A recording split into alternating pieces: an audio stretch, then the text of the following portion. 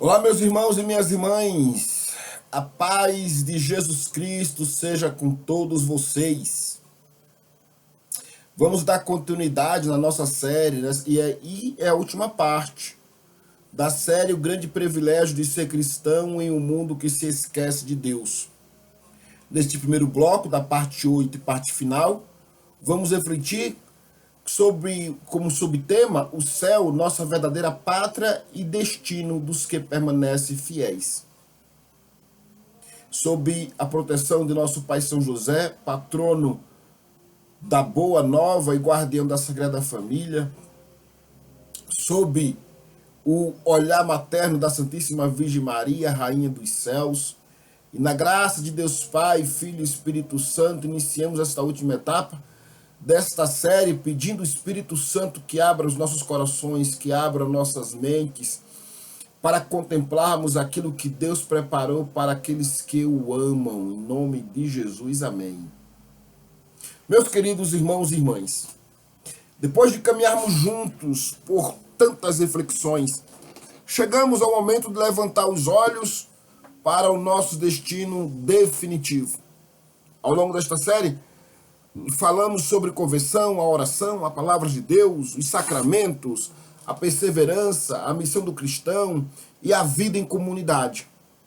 Mas tudo isso nos leva a uma pergunta essencial, ou algumas perguntas. Por que estamos caminhando? Ou melhor, para onde? Acho que fica bem melhor, não é? Para onde estamos caminhando? Qual o objetivo da nossa vida? Por que lutamos? Por que rezamos? Por que buscamos a santidade? Por que enfrentamos perseguições e ainda assim permanecemos fiéis ao Santo Evangelho? A resposta é uma só para todas essas perguntas. Porque nós, meus irmãos, fomos criados para o céu. O mundo, no seu mundanismo, nos ensina a viver apenas para esta vida. Somos incentivados a acumularmos bens, buscar prestígios, conquistar poder, satisfazer todos os desejos. Mas, por mais importantes que alguma destas coisas possam parecer, nenhuma delas permanecerá para sempre. Chegará o dia em que deixaremos esta terra, nossa casa, nosso trabalho, nossos bens. Até mesmo nosso corpo será entregue ao descanso, aguardando a ressurreição prometida por Cristo Jesus, nosso Senhor. Tudo passará, mas a alma, o espírito permanecerá. E é justamente por isso que Jesus nos ensinou: não ajunteis para vós tesouros na terra, onde a traça e a ferrugem destrói, mas ajuntais tesouros nos céus. E isso está lá escrito no Evangelho segundo escreveu São Mateus, no capítulo 6, e versículos do 19 ao 20. O céu não é uma ideia bonita. Não é uma metáfora. Não é um símbolo. Não é uma... Mas, antes de tudo isso, o céu ele é uma realidade. O céu é a comunhão eterna com Deus. O céu é a plenitude da alegria. É o fim de toda dor, de todo sofrimento, de toda lágrima, de toda morte. O céu, ele é o esplendor da graça e da glória de Deus.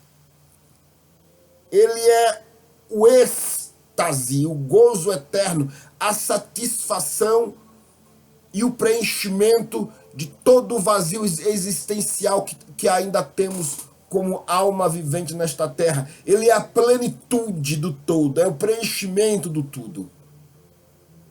O livro do Apocalipse nos oferece uma imagem fantástica, extraordinária, lá no capítulo 21, versículo 4, porque está escrito lá, olha só, para você, para mim, para nós, ele, o Senhor, enxugará toda lágrima de seus olhos, a morte não existirá mais, não haverá mais luto, nem clamor e nem dor.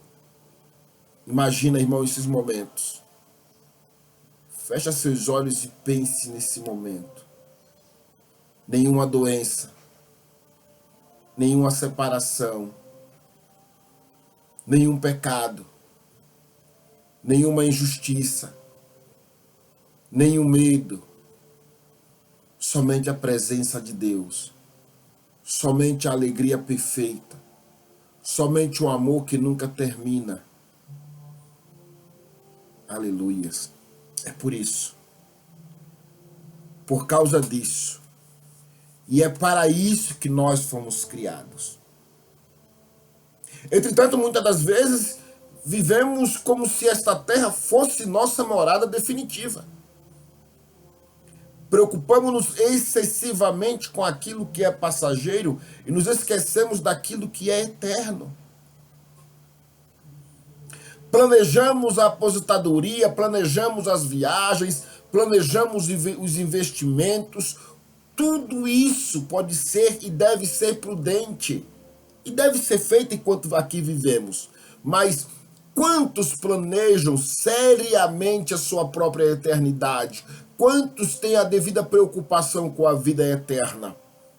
Quantos investem diariamente na sua vida espiritual, da mesma forma que investe em tudo isso que nós acabamos de falar, e como também na sua questão física, nas academias, nos pilates, entre outras coisas da vida, que deve haver essa preocupação. Mas quantos investe também a preocupação na sua vida espiritual, da mesma forma que investe nessas outras coisas? Quantos alimentam a alma com a mesma dedicação com que cuidam do seu corpo? Meus irmãos, não fomos feitos apenas para existir neste plano, nesta terra. Fomos feitos para contemplarmos a face de Deus como ela verdadeiramente é. Fomos feitos para contemplarmos a face de Deus, para estarmos com Ele face a face, cara a cara, olho no olho. Essa esperança foi que sustentou os irmãos, os santos mártires, que clamam por justiça diante do trono de Deus, que estão lá em vida nos céus, diante do trono do Senhor. Foi essa esperança que fortaleceu os apóstolos, os discípulos de Jesus, quando Jesus já tinha ascendido aos céus. E toda a igreja até então do passado, no início do cristianismo, foi essa esperança que deu coragem aos santos de enfrentarem perseguições, sofrimentos, incompreensões, defamações, calúnias, prisões, chicotadas, enfim, até mesmo decapitações.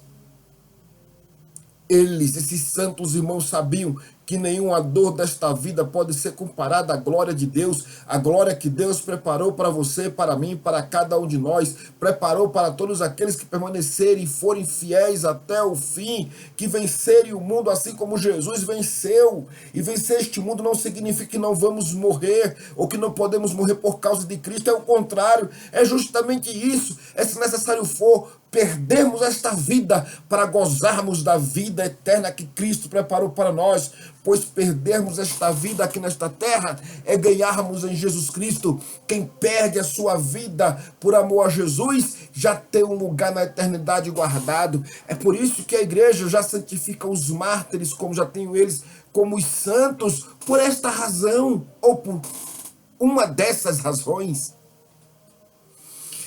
Isso não significa que devemos desprezar a nossa vida enquanto vivemos aqui. Mas pelo contrário, quanto mais acreditarmos e crermos nos céus, mais aprenderemos a viver bem aqui na terra, mas olhando para os céus, aguardando a nossa ida para a nossa mansão celestial, para a nossa verdadeira pátria, para a nossa verdadeira morada, para a nossa verdadeira nação, aonde temos o nosso verdadeiro Senhor, aonde Ele está. Porque quem espera a eternidade aprende a valorizar cada gesto de amor, cada ato de caridade, cada oração, cada sacrifício oferecido por amor a Cristo. Nada é perdido, tudo ganha valor quando é vivido com Deus e para a glória do Deus no Pai, Filho e Espírito Santo. São José, ao qual é o patrono dos canais, né, nas mídias, aqui no YouTube ou no WhatsApp, ou até mesmo no Instagram, que é o nosso patrono. São José, ele é um exemplo vivo desta esperança. Viveu discretamente, trabalhou em silêncio, serviu sem buscar reconhecimento e justamente por sua fidelidade, ele hoje participa da glória eterna junto de Cristo, assim como Maria. O seu exemplo nos ensina que a santidade não depende da fama, mas da fidelidade. Talvez o mundo nunca conheça o seu nome, meu irmão e minha irmã, mas Deus conhece. Deus sabe quem é você. Talvez ninguém veja as suas renúncias, mas Deus vê. Talvez ninguém reconheça os seus esforços, mas Deus jamais esquece uma única obra realizada por amor em seu nome. É isso que deve fortalecer o seu, o meu, o nosso coração, ou os nossos corações. Não vivemos para receber aplausos desta terra, deste mundo, ou assim não deveríamos viver, e nem precisamos desejar tal coisa. Devemos viver para ouvir o dia da própria boca do Senhor as seguintes palavras, pelo menos eu quero ouvir: muito bem, servo bom e fiel, entra na glória do teu Senhor. Reflita lá nos evangelhos, segundo escreveu São Mateus, no evangelho, né, segundo escreveu São Mateus, capítulo 25, em especialmente o versículo 23. Por isso, meus irmãos, minha irmã, pergunte hoje a si mesmo. Vamos cada um de nós nos auto-perguntar. Façamos agora um exame de consciência, olhemos no espelho e vamos fazer a pergunta, olhando em nossos próprios olhos. Se Jesus me chamasse hoje, meu coração, minha alma, minha mente estaria preparado? Estou vivendo apenas para este mundo? Ou estou construindo tesouros nos céus? Essas perguntas não são para causar medo, aflição, angústia, mas ela é um convite à esperança. Porque Deus não deseja a nossa condenação, a nossa destruição. Ele deseja a nossa libertação, a nossa salvação. Cristo abriu as portas dos céus pela sua cruz e pela sua ressurreição. Agora cabe a nós escolher e acolher essa graça que pertence aos fiéis. Fiéis que caminham diariamente rumo a Deus. E sermos fiéis e permanecermos fiéis é caminhar diariamente rumo à casa do Pai. Meus irmãos, que São José, nosso intercessor, patrono da morte, interceda por nós. Que Nossa Senhora Rainha dos Céus nos acompanhe nessa peregrinação, enquanto caminhamos como peregrinos nesta terra. Que o Espírito Santo, que intercede por nós com gemidos inexprimíveis, mantenha acesa em seu coração, em meu coração, em nossos corações, a esperança da vida eterna por Jesus Cristo, nosso Senhor. E que diante disso, vivamos neste mundo sem nos esquecer de que nossa verdadeira pátria está nos céus. Pois assim o Senhor nos prometeu. Se também a Ele nos permanecêssemos e fôssemos fiéis até o fim. Vamos para o segundo bloco desta 8ª e última parte desta série do privilégio de sermos cristãos em um mundo que se esquece de Deus.